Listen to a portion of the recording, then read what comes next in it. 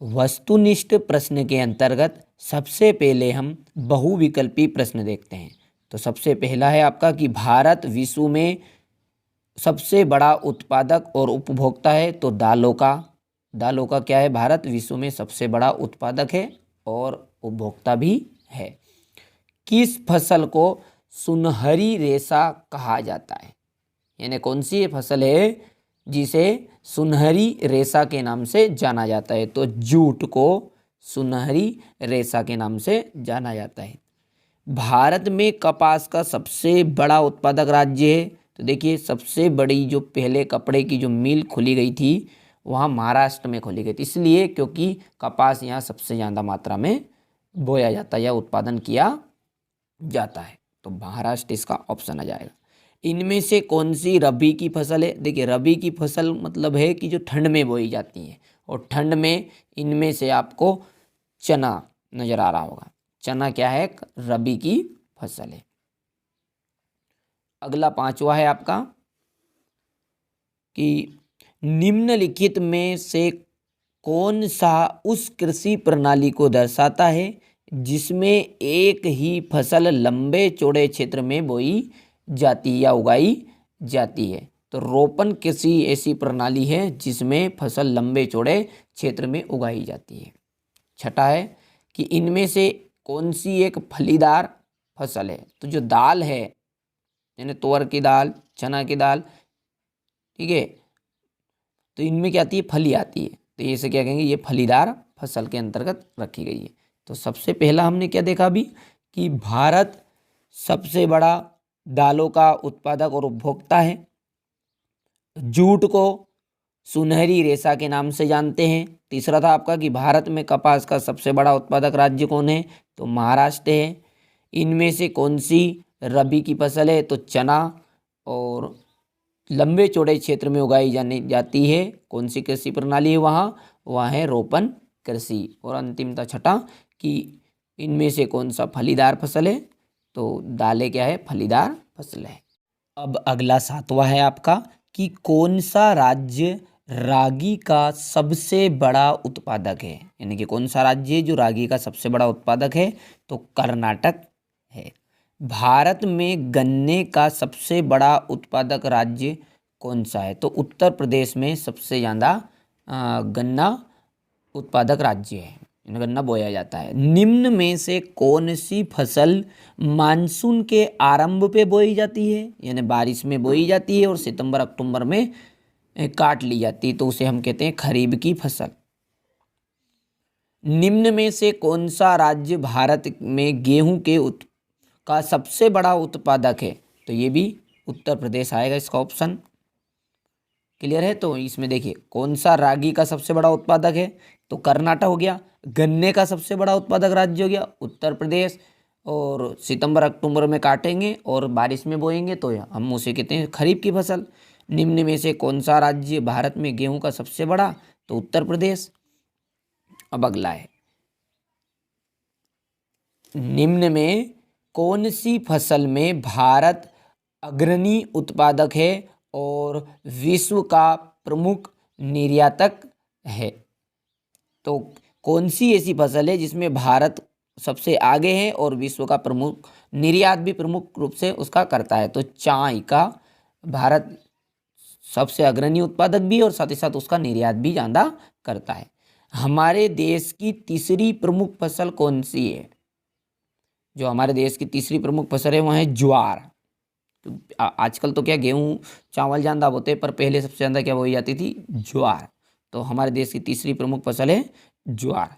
देश के उत्तर और उत्तरी पूर्वी भाग में मुख्य फसल कौन कौन सी है, तो देखिए गन्ना है कि गेहूँ है कि चावल है कि मक्का है, तो इसका ऑप्शन आ जाएगा आपका चावल। और इसके बाद में अंतिम है इसमें सही विकल्प में कि उत्तर और उत्तर पश्चिमी भारत में कौन सी प्रमुख खाद्य फसल है, बाजरा है कि गेहूं है, मक्का है कि चावल है। तो देखिए उत्तर और उत्तरी पश्चिमी भारत में सबसे ज़्यादा जो खाद्य फसल है वहाँ है गेहूं। अब हम रिक्त स्थानों को देखते हैं। देखिए भारत की डेढ़ जनसंख्या कृषि कार्यों में लगी हुई है, यानी कि भारत की जो 2/3 जनसंख्या है, 2/3 जनसंख्या है, वहाँ किस में लगी हुई है? कृषि कार्यों में लगी हुई है। कृषि एक क्या है? कृषि एक प्राथमिक क्रिया है। कृषि एक क्या है? प्राथमिक क्रिया है जो हमारे लिए अधिकांश खाद्यान्न उत्पन्न करती है। तीसरा है कर्तन दहन प्रणाली को छत्तीसगढ़ में डेडेस कहा जाता है। तो देखिए छत्तीसगढ़ में जो कर्तन दहन प्रणाली है उसे दीपा के नाम से जाना जाता है। 3 हो गए हैं। भारत की डेडेस जनसंख्या कृषि कार्यों में लगी है तो 2/3। कृषि एक डेडेस यानी कि प्राथमिक क्रिया है। कर्तन दहन प्रणाली को छत्तीसगढ़ में दीपा के नाम से जानते हैं। चौथा है रोपण कृषि उद्योग और कृषि के बीच में एक डेश है। क्या है? अंतरापृष्ठ है। क्या है? जो रोपण कृषि है वहाँ उद्योग और कृषि के बीच में एक तरह का क्या है? अंतरापृष्ठ है। भारत में डेश किस्म की कॉफी पैदा की जाती है तो अरेबिका। कौन सी? अरेबिका किस्म की कॉफी पैदा की जा सकती है। गहन जीविका कृषि उन क्षेत्रों में की जाती है। देखिए गहन का मतलब है जानदा, काफी पास पास। तो गहन जीविका कृषि उन क्षेत्रों में ही होगी जहां पर भूमि पर जनसंख्या का दबाव अधिक होगा। तो यहाँ पर आपका हो जाएगा जनसंख्या। और सोयाबीन उत्पादन में प्रथम स्थान प्राप्त भारतीय राज्य कौन सा है? तो मध्य प्रदेश। क्या है? भारत सोयाबीन के उत्पादन में प्रथम स्थान है। यहाँ सही विकल्प हर वर्ष आता है पहले से। अब है इसके सत्य और असत्य। तो 2016 में भारत विश्व में चीन के बाद दूसरा बड़ा तिलहन उत्पादक देश था। तो ये बात क्या है आपकी? सत्य है। 2016 के अनुसार भारत विश्व में चीन के बाद दूसरा बड़ा तिलहन उत्पादक देश था। दूसरा सत्य सत्य है आपका कि खरीफ फसलें देश के विभिन्न क्षेत्रों में मानसून के आगमन के साथ बोई जाती है और सितंबर अक्टूबर में काट ली जाती है। तो ये बात बिल्कुल आपकी राइट है कि खरीफ की जो फसल है उन्हें क्या कहते हैं? खरीफ की फसलें को बरसात में बोने वाली फसल को यानी सोयाबीन की फसल को खरीफ की फसल कहेंगे। तो ये क्या मानसून के साथ ही तो बोई जाएगी और सितंबर अक्टूबर में काट ली जाएगी। भारत में 4 सदस्य ऋतुएं हैं। तो ये बात क्या है? गलत है, 3 है।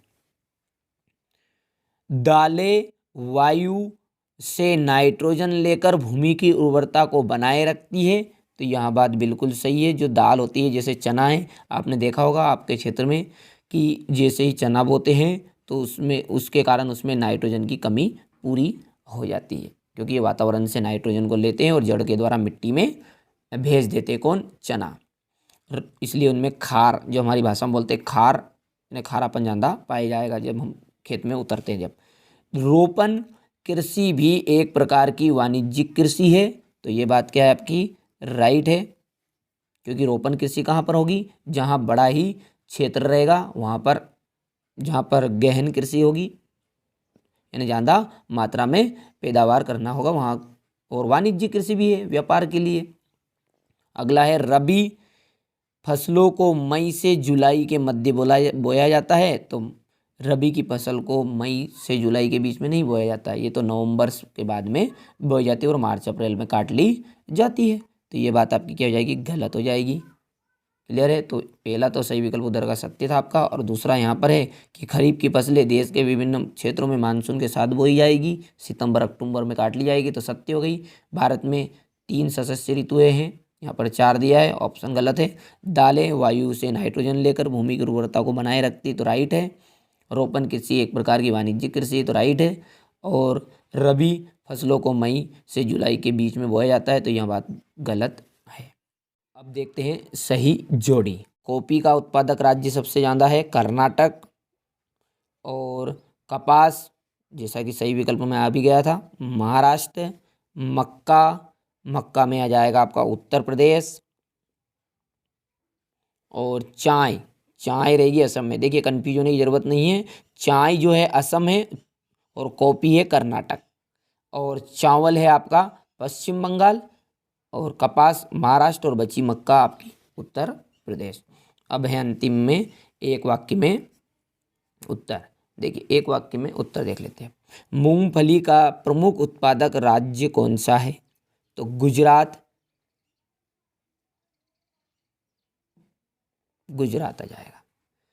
रबड़ उत्पादक प्रमुख राज्य का नाम कौन सा है? तो केरल में रबड़ उत्पादक, तो इसका ऑप्शन आएगा केरल।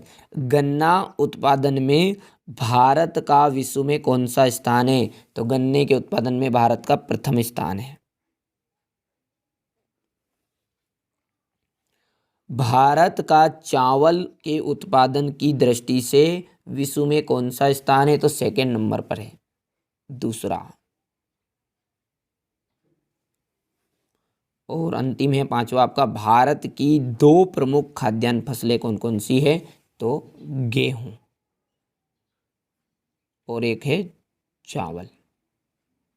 खाद्यान्न का मतलब होता है जो खाने के काम आएगी, जानता जानता चावल खाते और गेहूं।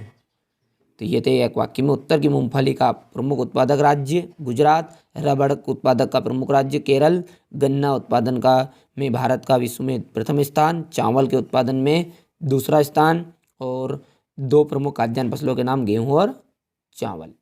अब आप यहाँ से इसका स्क्रीनशॉट ले लीजिए। इसके बाद में ये बहुविकल्पी प्रश्न,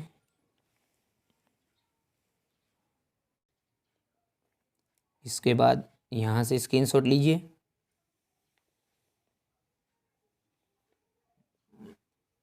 इसके बाद यहाँ से, इसके बाद यहाँ से, फिर ये सत्य सत्य का, फिर जोड़ी, और अंत में एक वाक्य में उत्तर।